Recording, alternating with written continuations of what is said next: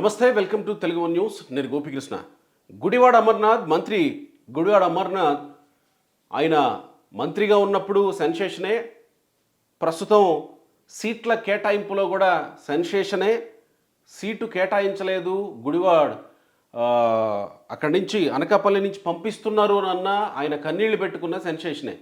కానీ తాజాగా ఆయన్ని ఉమ్మడి విశాఖ జిల్లా డిప్యూటీ రీజనల్ కోఆర్డినేటర్గా నియమించడం కూడా సెన్సేషన్ అయింది. ఎందుకు? అసలు ఇతనికి టికెట్ ఉందా లేదా, వైసీపీ అధిష్టానం గుడివాడ అమర్నాథ్కి టికెట్ ఇస్తుందా లేదా అనే దాని మీద చర్చోపచర్చలు జరుగుతున్నాయి. ఏం జరుగుతుందో తెలుసుకుందాం. మా ఇన్పుట్ ఎడిటర్ విజయవాడ నుంచి సుభాకర్ గారు జాయిన్ అవుతున్నారు. సుభాకర్ గారు, ఏంటి గుడివాడ అమర్నాథ్ పరిస్థితి ఏంటి? అసలు టికెట్ ఉన్నట్ట లేనట్ట? ఇతన్ని ఏం చేయాలనుకుంటుంది వైసీపీ? గుడివాడ అమర్నాథ్కు దాదాపు టికెట్ లేదనే చెప్పాలి. వైసీపీ అంతర్గత సర్వేల్లో టికెట్ ఇస్తే 30,000 పైచులకు ఓట్ల తేడాతో ఓడిపోతాడనేది వైసీపీని తీవ్ర కలవరపాటుకు గురి చేసింది.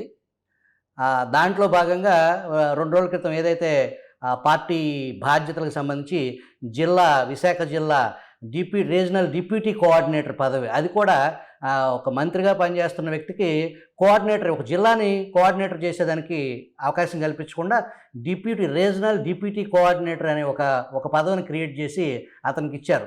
అంటే ఇక్కడ వైవి సుబ్బారెడ్డి కింద అమర్నాథ్ పనిచేయాల్సి ఉంటుంది. అంటే డిప్యూటీ అన్నమాట.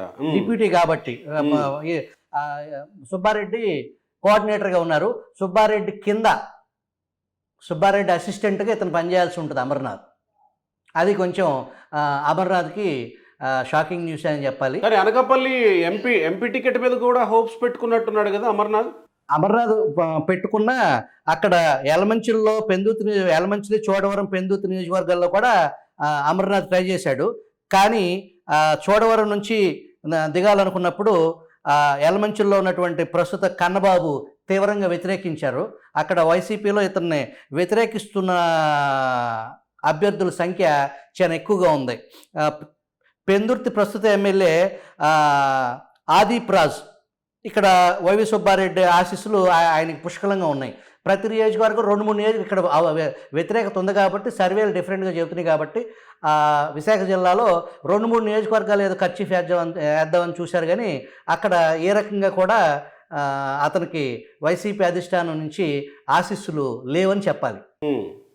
సో ఇక ఎంపీ కానీ ఎమ్మెల్యే కానీ ఎక్కడ అకామిడేట్ చేసే పరిస్థితి గుడివాడ అమర్నాథ్కి లేనట్టే అనుకోవాలా?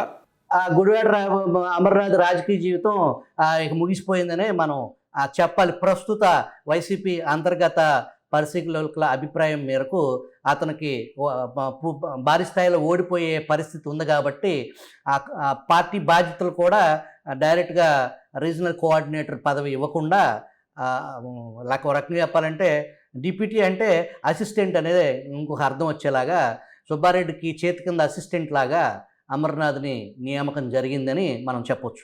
పోనీ డైరెక్ట్గా కోఆర్డినేటర్ పదవి ఆ కమ్యూనిటీకి కాకుండా వేరే కమ్యూనిటీకి ఇచ్చే పరిస్థితి కనబడట్లేదు కదా వైసీపీలో. పూర్తిగా ఇప్పుడు ఉత్తరాంధ్ర వ్యవహారం మొత్తం సుబ్బారెడ్డి పూర్తి కంట్రోల్లో. అతను జగన్మోహన్ రెడ్డికి బంధువు, ప్లస్ ఏదైతే ఆంధ్ర రాష్ట్రాన్ని 3 భాగాలు చేసేసి ఆ ముగ్గురు రెడ్లు, అది కూడా కీలకమైన అతని కుటుంబానికి సంబంధించి అత్యంత సన్నిహితంగా ఉన్నవాళ్ళు మాత్రమే జగన్మోహన్ రెడ్డి నమ్మే పరిస్థితుల్లో వాళ్ళ వరకు మాత్రమే అకామిడేట్ చేసి ఆ కుటుంబమే పంచుకుంది వాస్తవానికి రాష్ట్రాన్ని 3 భాగాలుగా. మరి ఇప్పుడు అమర్నాథ్ ఏమన్నా పార్టీ మారే అవకాశాలు ఏమన్నా ఉన్నాయా? పార్టీ మారిన పార్టీలు ఏమన్నా ఒకవేళ వస్తామన్నా టచ్లోకి వెళ్ళినా తిరస్కరిస్తున్నారా? అసలు ఇతను ప్రయత్నాలు చేయలేదా? అంటే డెఫినెట్గా ఆయన యువకుడే కాబట్టి రాజకీయ భవిష్యత్తు అవసరం. ఇక్కడ ప్రస్తుతం అమర్నాథ్ లాంటి పరిస్థితి ఉన్న వ్యక్తులు వైసీపీలో డజన్ల కొద్దీ ఉన్నారు. వాళ్ళందరికీ ప్రథమ ప్రత్యామ్నాయం కాంగ్రెస్ పార్టీ వైఎస్ షర్మిల దగ్గర వాళ్ళు సేదతీదే పరిస్థితి ఉంది. కాంగ్రెస్ అధిష్టానం, ఈవెన్ తెలంగాణ ముఖ్యమంత్రి కూడా ఏపీ కాంగ్రెస్లో చురుగ్గా సలహాలు సంప్రదింపులు, అటు AICC via Hyderabad, Amaravati PCC పూర్తి యాక్టివ్గా పనిచేస్తుంది.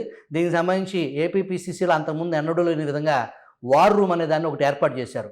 ఆ వార్ రూమ్లో టికెట్ ఎవరైతే ఆశావాహులు ఉన్నారో ఆ టికెట్లకు సంబంధించి ఎన్ని అప్లికేషన్స్ వచ్చినాయి, ఎవరెవరు అప్లికేషన్స్ పెట్టారనేది కూడా అత్యంత రహస్యంగా ఉంచుతున్నారు ప్రస్తుతానికి. అది ఎవరైతే వేణుగోపాల్ ప్రకటించిన war room president and coordinator ఎవరైతే వార్ రూమ్కి 2 పదవులు కేటాయించారో ఆ 2 పదవులకు సంబంధించిన వ్యక్తులు డైరెక్ట్ వేణుగోపాల్, మధ్యలో షర్మిల తప్ప ఎన్ని అప్లికేషన్స్ ఎవరెవరు ఆశావాహులు ఉన్నారు అనేదానికి బయట వాళ్ళకి ఎవరికి లీక్ అవ్వకుండా చాలా జాగ్రత్త పడుతుంది ఆంధ్రప్రదేశ్లో విజయవాడలో ఏపీ పిసిసి వార్ రూమ్ కీలకంగా అంటే ఇప్పటి వరకు కేవలం ఒక్క ఆళ్ల రామకృష్ణారెడ్డి తప్ప ఎవరు జాయిన్ అవ్వలేదు కదా, ఎమ్మెల్యేలు డైరెక్ట్గానే చర్చ ఉంది. కానీ అది లోపల జరిగిపోతుందా? లోపల జరిగిపోతుంది. 175 నియోజకవర్గాలకు గాను ఇప్పటికి 950 అప్లికేషన్లు వచ్చినాయి కాంగ్రెస్ పార్టీకి ఎమ్మెల్యే ఆశావాహులు. అది పెద్ద భారీ క్యూ అనే చెప్పాలి. దాంట్లో ఎవరెవరు అప్లికేషన్ పెట్టారు, అమర్నాథ్ ఏమైనా పెట్టాడా, ఇంకెవరన్నా పెట్టారా ఏంటనేది ప్రస్తుతానికి కాంగ్రెస్ పార్టీ చాలా సీక్రెట్గా ఆ వార్ రూమ్ సంబంధించిన ఈ అప్లికేషన్ తీసుకునే దశని వినూత్నంగా బయటికి పొక్కనివ్వకుండా జాగ్రత్త పడుతుంది. అది ఒక కీలక. రైట్. అమర్నాథ్ కూడా అప్లికేషన్ పెట్టుకుని ఉండొచ్చు అనుకోవడానికి ఏమన్నా అవకాశాలు ఉన్నాయా? ఎందుకంటే డెఫినెట్గా రాజకీయ భవిష్యత్తు అవసరమే కదా, ఎత్తుక్కోవాలి కదా. అమర్నాథ్ లాంటి వాళ్ళు డజన్ల కొద్దీ ఉన్నారు. వాళ్ళకి అనివార్యం, ఏదో ఒక షెల్టర్ అనేది అనివార్యం. ఇటు టీడీపీకి అవకాశం లేకపోతే, టీడీపీ డోర్లు క్లోజ్ ఉన్న సందర్భంలో వాళ్ళకి ఆప్షన్, గతంలో మాది కాంగ్రెస్, వీళ్ళకి ఒక వెసులుబాటు ఉంది, మా అమ్మ దగ్గరికి వచ్చినట్టుంది, మా పుట్టింటికి వచ్చినట్టుంది అనే ఒక డైలాగ్తో దాన్ని క్లియర్ చేస్తారు. కాబట్టి ఆ వెసులుబాటుని అమర్నాథ్ లాంటి వాళ్ళు ఖచ్చితంగా వాడుకుంటారనేది విశ్లేషకుల అభిప్రాయం. రైట్ సుభాకర్ గారు, థ్యాంక్ యూ.